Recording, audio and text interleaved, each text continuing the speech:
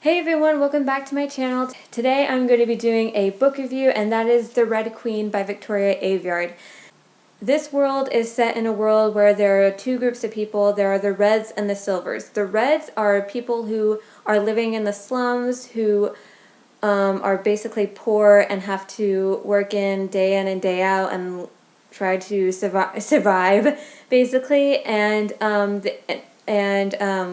If you don't find work right away at a certain age, you get sent off to a war. And then there are the Silvers, who are basically the elite group of people of this world, and there is royalty in this world where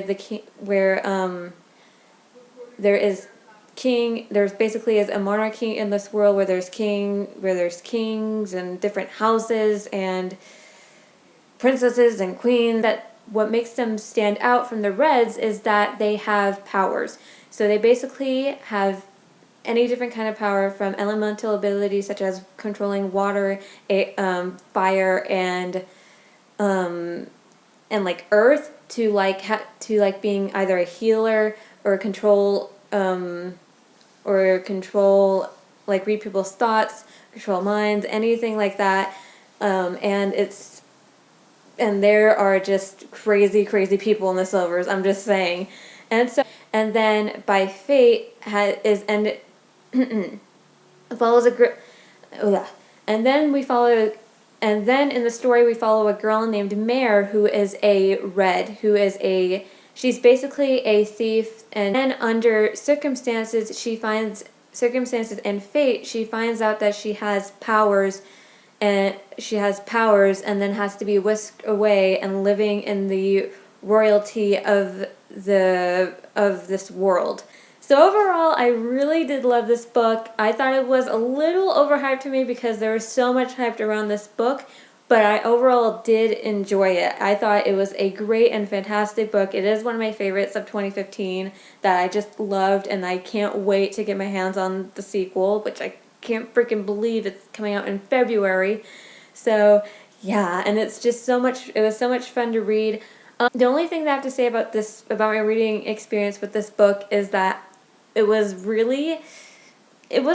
fun, but it was just, I was on anxiety and like on high alert when I was reading this book, because there is a very big plot twist in this book.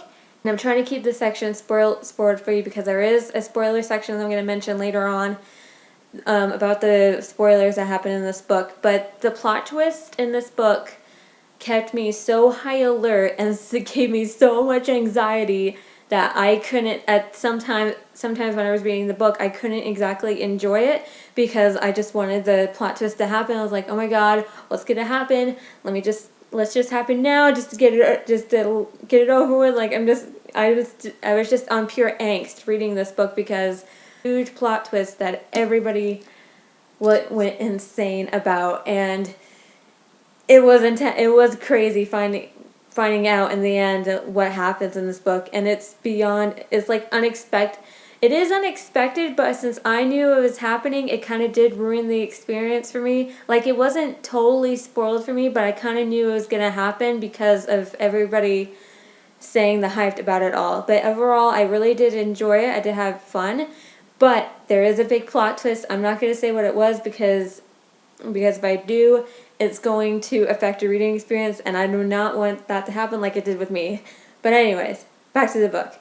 So the world was very complex and confusing at times. I had to put the book down after reading like the first 50 or so pages, because when Victoria gives you the info about the world and everything about it, and gives the info about everything that goes on in this world, it is really complex, and I had to basically put the book down just so I can digest everything. And it was very cool and very unique. That kind of stands out to a lot of other worlds, which is kind of cliche to say, because pretty much everybody says that about every book, but this did stand out to me as a very complex world compared to other books. And this book is, I don't know what genre this book is specifically set for it, but it does have a little bit of fantasy. It does have a little bit of dystopian in it, Not really too much dystopian because there is like video cameras and screens in this world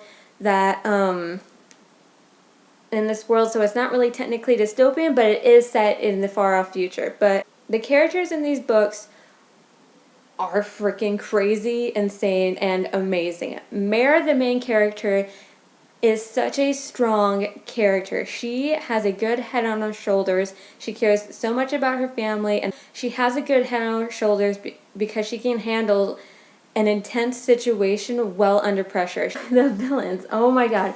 The villains in the story, the Silvers, basically are insane. Like, they put Queen Lavanna to shame, and that's a lot to say. If you have read the Lunar Chronicles and know like a taste of what Lavanna is like, you know how insane she is, and that's saying something. And they're like more intense than her, they're more vile than her, and insane. And I love them for that because Victoria had a way of just making you despise them, but you love them. And another thing that stood out to me was the love story in this book, but it was in the back burner. In all of YA, there has to be a love story that is like insta-love and is love triangles and is always in your face, but this one is just not, and it's completely on the back burner, which I love because you get the view of the story and not constantly like wondering who is Mare going to pick between the two guys. And I honestly appreciated that Victoria Aveyard wasn't so in your face with that, because it'd be nice to actually focus on the story and not constantly love story in your face, love triangle in your face, insta-love in your face, and like, oh, I was just so appreciated about that. And so those are the non-spoilery sections of this video. If you haven't read The Red Queen, please do so and go read it before you continue on with this video. Because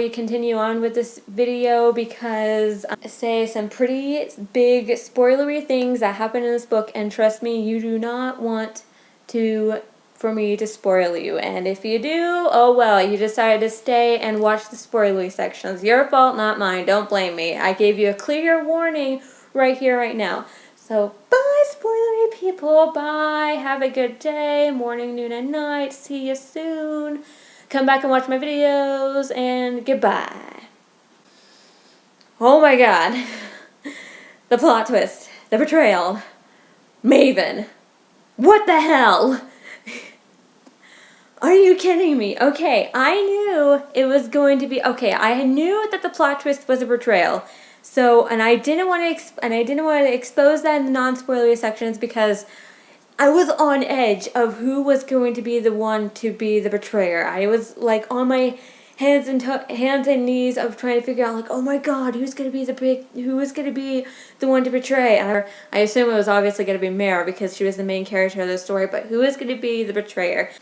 While I was reading the story, I had 3 suspects on my list of who was going to be the big plot twist, and that was Julian, which was kind of... It was kind of a given, but not really, because I didn't really trust Julian at first, even though he was a cool, like, side character. And we don't know at the end of the book whether he has, like, lived or died. Like, even though Maven has said that he did, like, kill, like, Julian and Sarah and whatnot, it wasn't shown. So that... You really can't say that if you haven't shown the bodies. So maybe they are alive, maybe they're not. I'm really hoping they're alive because I really did love Julian. And so I'm hoping that Julian does come back at some point. But if not, that's really sad. And I thought it was going to be Cal or Maven. Obviously, in the end, it was going to be Maven. But I was kind of in between the two. I really did like Cal, which I'm so glad he wasn't the betrayer.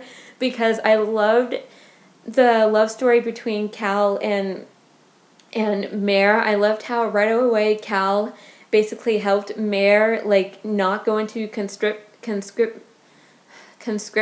or whatever the word is. I'm like fumbling it through right now, but whatever the word is. Anyways, I loved how he basically helped her in the dance, learned to dance, and the whole kissing, and how loyal he is to his family, even though in the end Maven, who is a complete asshole, and his mother, who's a royal bitch.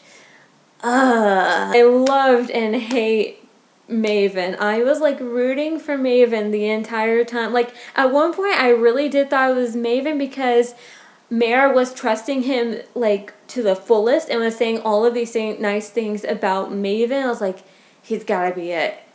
He's gotta be it because he's constant, like even like in the beginning, when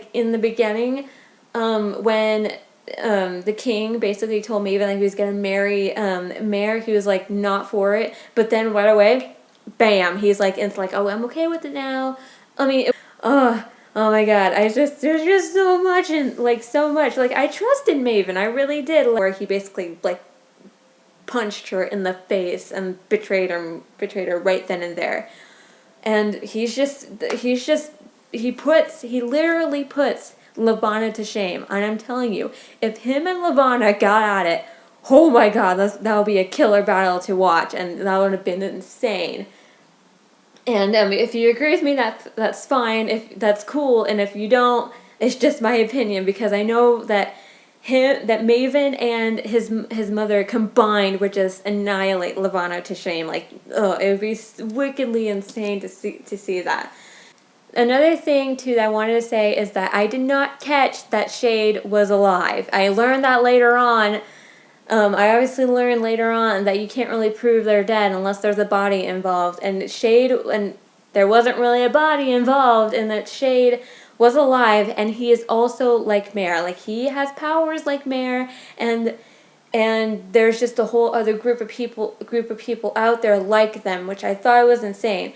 And I didn't know, and I didn't catch, like a lot of people did, that he was alive because I was so like trying to figure out who was going to be the betrayer in the story that it just completely went over my head. So I probably would have catched it maybe, if not, I maybe would have catched it, but I am pretty gullible, so I'm going to assume right away that the character's dead, that her brother is dead. So, but other than that, way to go for Shade for being alive.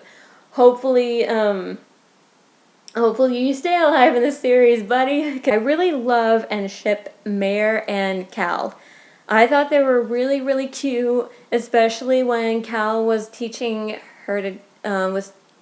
Mare to dance and whatnot. I feel mostly bad for these characters because because Mare did betray Cal because she did say that she was in the Scarlet. She did say that she was in the Scarlet Squadron, and he thought that he was basically using him.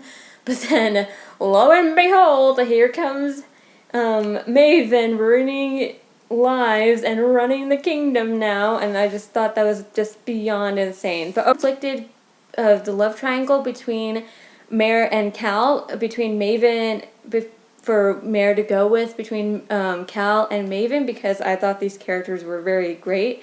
And like, I still was on high alert because I knew the fact that one of them was gonna like be the betrayer and whatnot. But I really did like kind of root for more for Cal and Mare because they had a very, very cute scenes together, and I absolutely loved them, and I did prefer them over Maven. Even though at one point I did like flip to Maven's side, but then I went to Cal's side. I was like, ugh. But it was such a good like love story, even though it was like such in the back burner compared to my first book review. So be gentle on me if it wasn't the greatest, but if it wasn't the best book review. So yeah, follow me on my other social media for my Twitter, Instagram, Goodreads. Thank you guys so much for watching, and I hope you guys have a great morning, noon, or night. Goodbye!